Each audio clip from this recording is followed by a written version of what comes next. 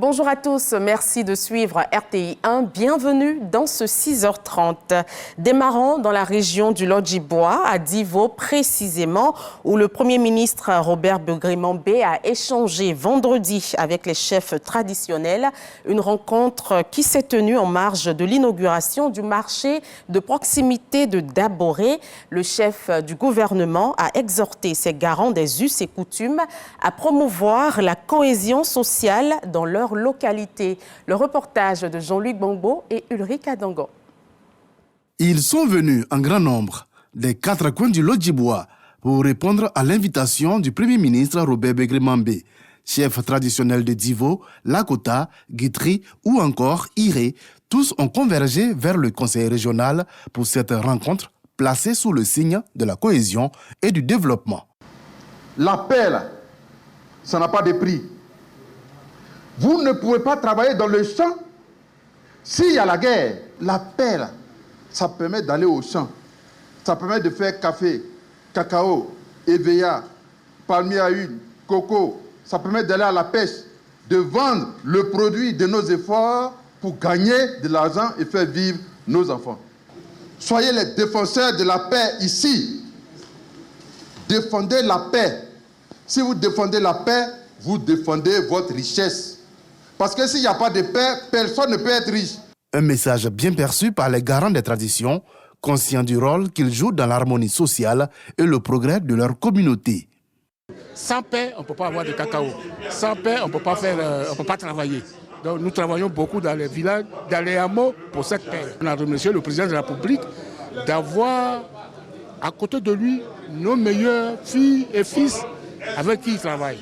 Et tout ce qu'il fait pour la région de Lodjibois, nous les chefs, nous la chefferie, nous sommes très contents.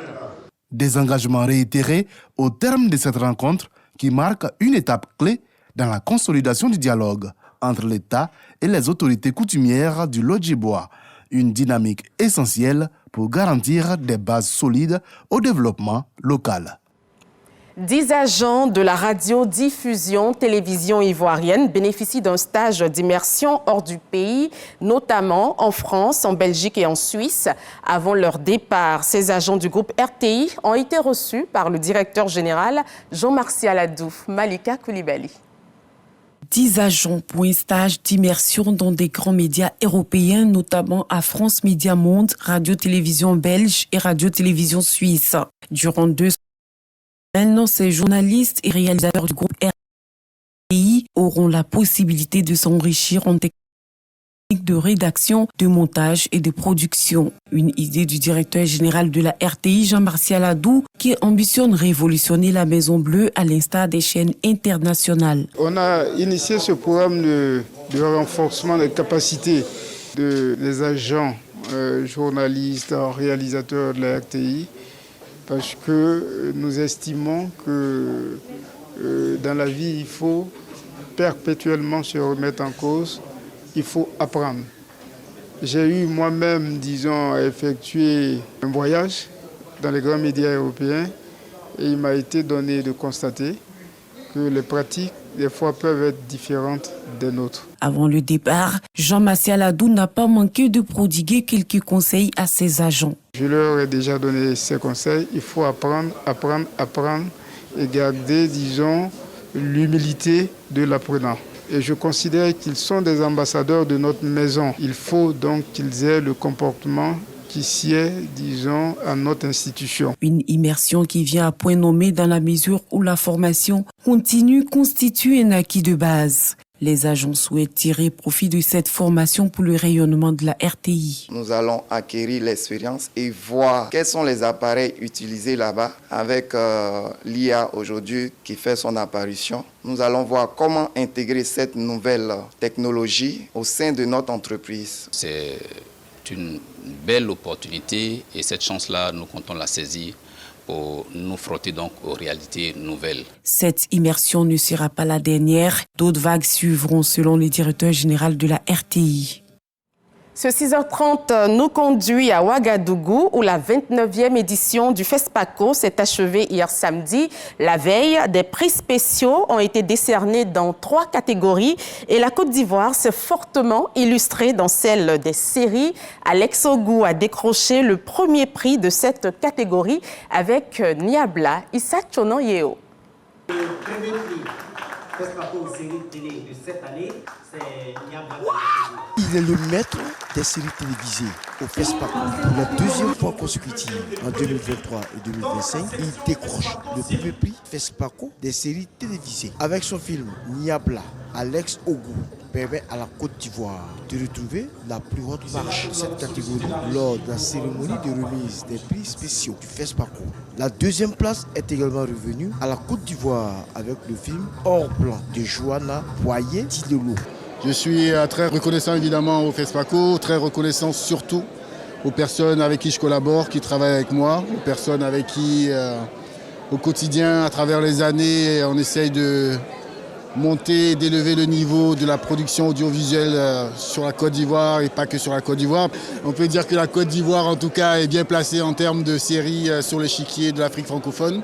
Et je tiens aussi à féliciter la deuxième série qui a remporté, à savoir Hors Blanc. Qui ne démérite pas évidemment, ils sont deuxièmes aussi, donc c'est vraiment la Côte d'Ivoire qui gagne. Un prix salué par l'actrice principale du film et la directrice générale de l'Office national du cinéma, Onaxi. Franchement, je suis très heureuse parce que j'avais confiance en cette série-là. Certes, j'ai joué le rôle principal qui parlait d'une mère célibataire dont la fille a atteint de drépanocytose et elle devait faire tout son possible pour pouvoir soigner sa fille, quitte à gérer busy et à passer même par la NAC. Et elle a vu qu'elle n'a pas eu de résultat là-dedans. Et après, c'est celle qu'elle a prétendu être sa sœur qui l'a aidée. Donc franchement, c'est une série qui donne assez de messages à toute la population ivoirienne. L'année dernière, nous avons remporté le prix de la série avec Alex Ogou.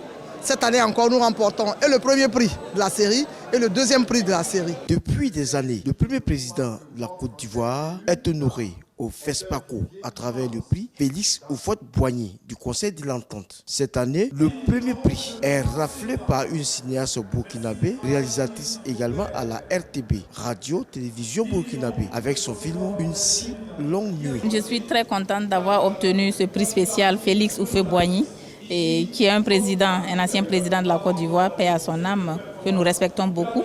Parce qu'il a beaucoup fait pour l'Afrique. Je suis vraiment très fière de l'avoir obtenu, moi et mon équipe technique et artistique. L'UEMOA, l'Union économique et monétaire ouest-africaine, joue aussi sa partition dans le développement du cinéma africain en décernant des prix spéciaux. Les lauréats ont été récompensés au cours d'un dîner gala.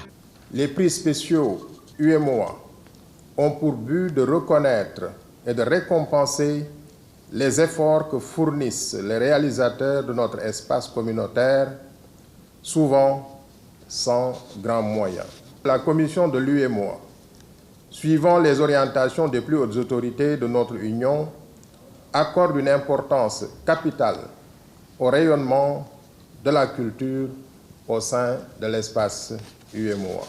Au total, 22 prix spéciaux d'une valeur de 97 millions de francs CFA ont été décernés à 3 catégories distinctes à cette 29e édition du FESPACO. Retour en Côte d'Ivoire pour parler d'un grand rendez-vous, le FEMUA, dans le cadre des préparatifs de ce festival.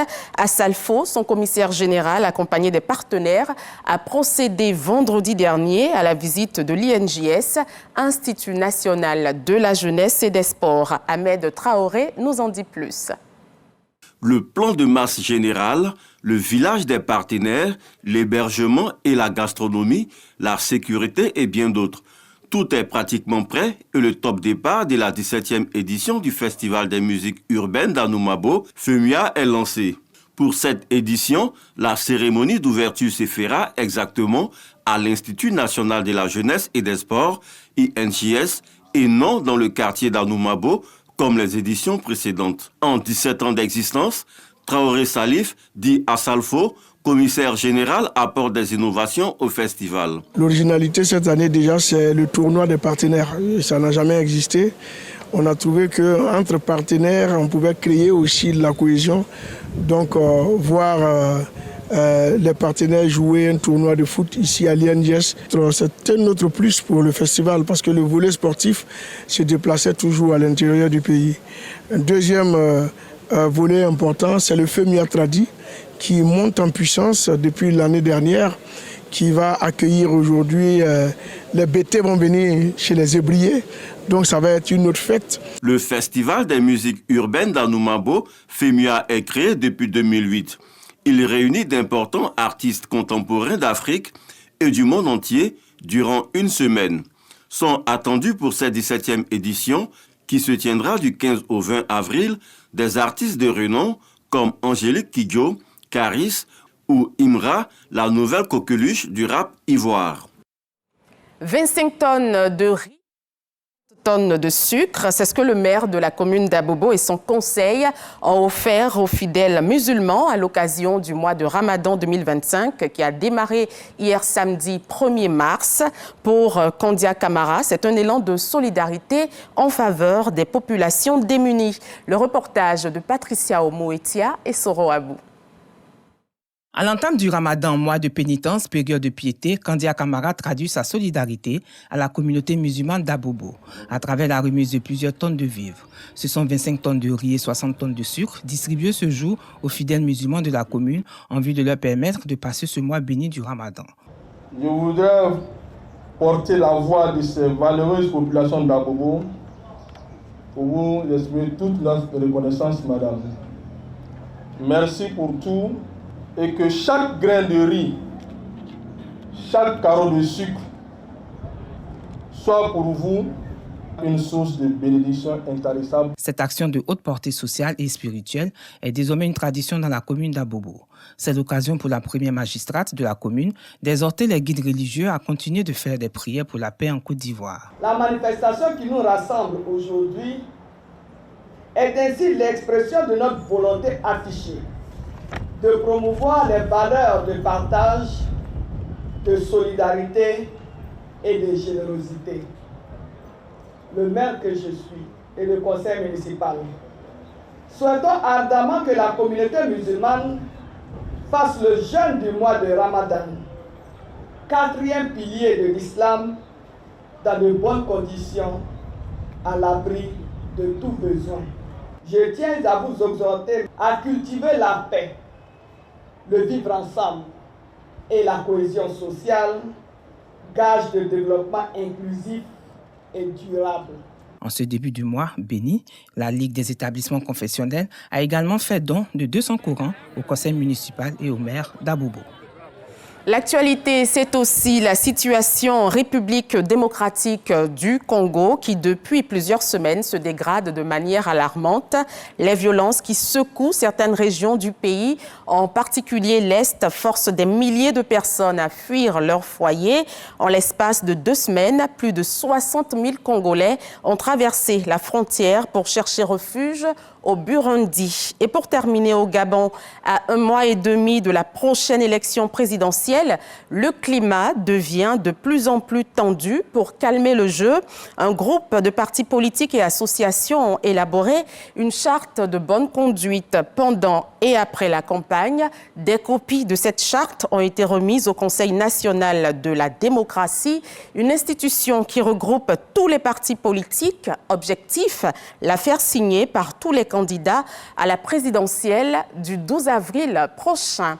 Fin de ce 6h30. Merci de l'avoir suivi. Je vous souhaite un agréable dimanche et n'oublions pas de rester prudents sur les routes.